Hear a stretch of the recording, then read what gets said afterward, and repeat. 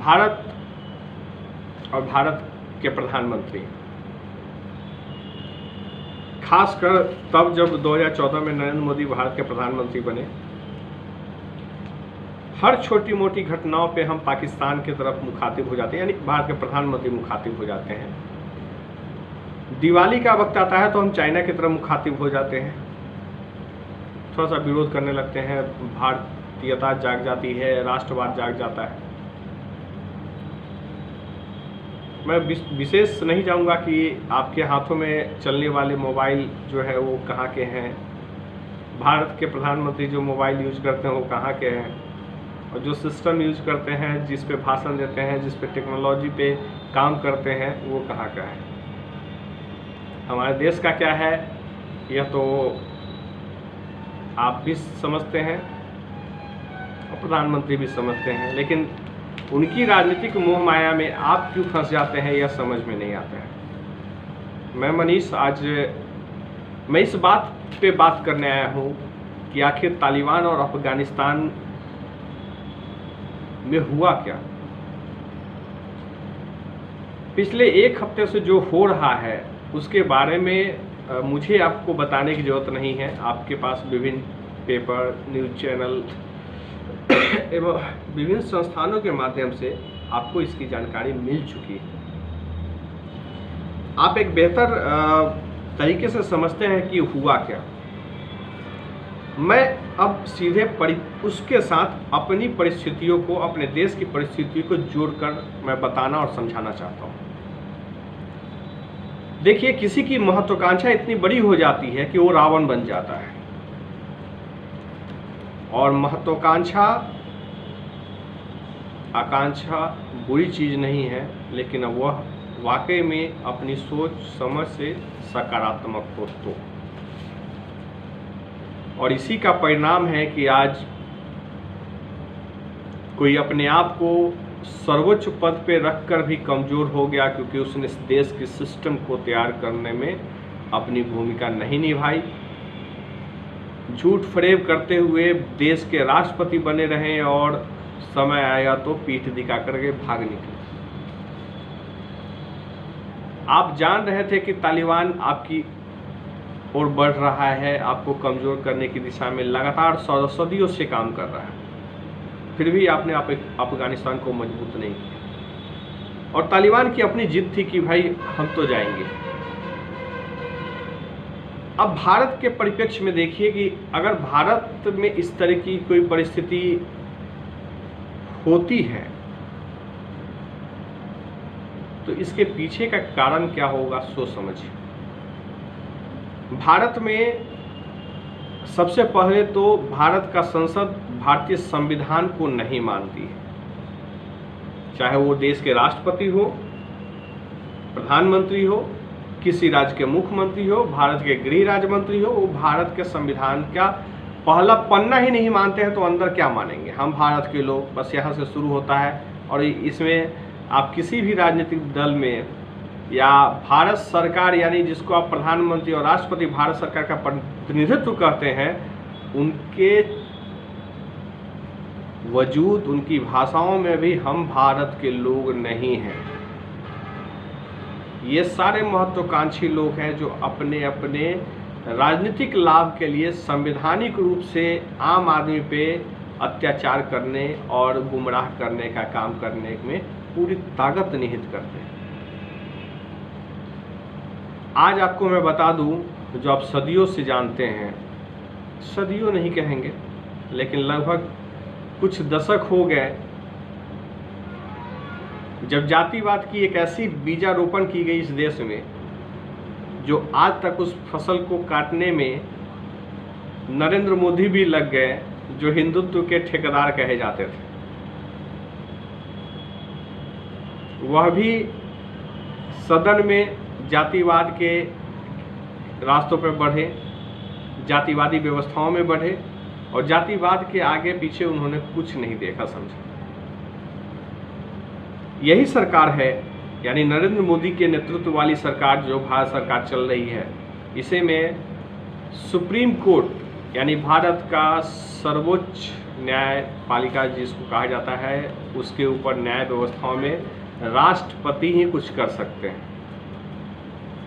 उस परिस्थिति के लोगों ने जब इस देश की संरचनाओं पे कलम चलाए और यह कहा कि SC/ST एक्ट खत्म किया जाए और इसे ऐसी व्यवस्थाओं में लागू किया जाए ताकि समाज को एक बेहतर और राष्ट्र को बेहतर बनाने की प्रक्रिया में बांध के आगे बढ़ाया जा सके, लेकिन यही संसद था जिसने सुप्रीम कोर्ट को ठेंगा दिखाया और सदन में आकर के एक पर एक भी ऐसा कोई नहीं रहा सांसद राज्यसभा हो, विधानसभा हो या राष्ट्रपति हो जो विरोध किया हो और सुप्रीम कोर्ट को ठेंगा दिखाते हुए उन्होंने सारी प्रक्रियाओं को रद्द कर दिया, सुप्रीम कोर्ट के फैसले को निरस्त कर दिया और कहा लागू रहेगा।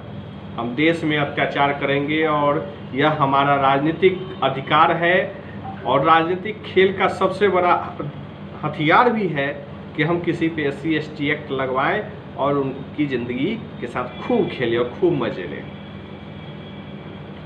वही परिस्थिति अब आई है पिछले कुछ दिनों में, यानी अगस्त में ही बातें हुई हैं। अगस्त और जुलाई अगस्त में ही बातें हुई हैं कि OBC एक्ट लाया गया, उसमें विभिन्न प्रकार के प्रोसेस किए गए। जातिवाद को बढ़ावा देने के लिए पूर्ण रूप से पूरी ताकत लगाई गई। भाजपा के केंद्रीय मंत्री से लेकर पूरी केंद्रीय मंत्रिमंडल OBC की बैठक करती है, माला पहनाते हैं, बड़े खुश होते हैं, एक जातिवाद भावनाओं को भड़काने और देश में अराजकता फैलाने की जिम्मेवारी लेते हैं। तो यह क्या तालिबान से कम है क्या? क्या भारत का संविधान, संसद में बैठे हुए लोग एक प्रधानमंत्री के नेतृत्व में जातिवाद की बीज रोप रहे हैं? यह पिछले हफ्ते की ही बात है जब पेपरों ने एक सर्वे रिपोर्ट दिया कि भारत की लगभग 60 से ऊपर % बच्चे लिखना भूल गए हैं। इस पे भारत के प्रधानमंत्री की कोई चिंता नहीं है। भारत की शिक्षा व्यवस्था पिछले 2 सालों में पूर्ण रूप में जो भी बची खुची थी उसको भी ध्वस्त कर दिया गया, उसमें कोई शर्मिंदगी नहीं है। हमारी अर्थव्यवस्था लगभग 1980 के दशक में पहुंच चुका है, इसमें नरेंद्र मोदी जी को कोई शर्म और क्या कहा जाए, कुछ शब्द गलत हो जाएंगे अच्छा नहीं लगेगा, क्योंकि हम लोग संवैधानिक रूप से बंधे हैं, संविधान में विश्वास रखते हैं जब तक यह है। तो इसलिए भारत का प्रधानमंत्री नरेंद्र मोदी की जुमलेबाजी पे बहुत ज़्यादा अपने शब्दों को खराब कर लेना उचित नहीं होगा। लेकिन देश की जो परिस्थिति बनती जा रही है जातिवाद, धर्मवाद के नाम पे, अब एक नया प्रोपगंडा अपने विभिन्न संगठनों के माध्यम से, क्योंकि ऐसे मामलों में कोई संसद में नहीं बोलता है, क्योंकि किसी को पढ़ना नहीं है। अब लालू के प्रसाद के बेटे को देख लीजिए, नीतीश जी के बेटे को देख लीजिए, या आप नरेंद्र मोदी तो 0/0 है, उनका तो पूरा खानदान ही खत्म है, जाने दीजिए।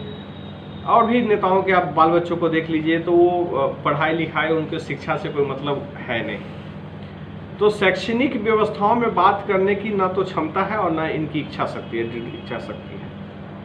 तो हम धीरे धीरे देश में जातिवाद की ऐसी बीज बो रहे हैं जो हिंदुत्व से चला था। RSS उसका मास्टरमाइंड है, आज भी है और आगे भी रहेगा। RSS किस आधार पे OBC और किसी जातिगत बिल का समर्थन करता है, यह बड़े दुर्भाग्य की बात है। मेरे साथ RSS के बहुत सारे साथी हैं, जुड़े हुए हैं। जब उनका कोई मुकदमा होता है तो मेरे पास आते हैं, तो मैं बोलता हूं कि भाई आप जाके अपने संगठन में बात करिए, जिन्होंने सरकार बनाया। आप वोट मांगते थे, दिन रात दौड़ करके कहते थे अब की बार मोदी सरकार, और आपकी ही सरकार नहीं सुन रही, आपकी ही थाना नहीं सुनती, आपकी ही SP DM और सारे लोग नहीं सुनते।